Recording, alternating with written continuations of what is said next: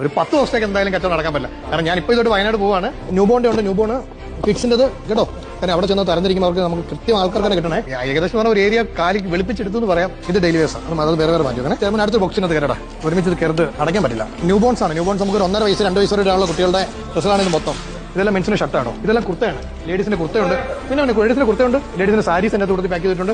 പിന്നെ കുട്ടികൾക്കുള്ള inner garments ഞാൻ പറഞ്ഞായിരുന്നല്ലോ, അതാണ് ഭയങ്കര ഷോർട്ടേജ്. അവർക്ക് അവിടെ കിട്ടാൻ പാടായിരിക്കും. നമ്മളെല്ലാം ഓരോ സെപ്പറേറ്റ് ആക്കുവാണെങ്കിൽ ഒരു വലിയ ലോറി വിളിച്ചാൽ ഇത് തീരത്തില്ല. ടീഷർട്ട് എല്ലാം നമ്മൾ ക്ലാസിക് പോളോയുടെ ടീഷർട്സ് ആണ്. ക്ലാസിക് പോളോയുടെ ഓട്ടോയുടെ ടീഷർട്സ് ഇതൊക്കെയാണ് ഇവിടുന്ന് കൊടുത്തു വിടുന്നത്. ഇത് അർഹതപ്പെട്ടവരുടെ കൈകളിൽ കിട്ടണം. എന്റെ വൈഫിനും എന്റെ കുഞ്ഞുങ്ങൾക്കും ഒരു ഡ്രസ്സ് വാങ്ങി വീട്ടിലേക്ക് പോകുന്നത് എങ്ങനെയായിരിക്കും?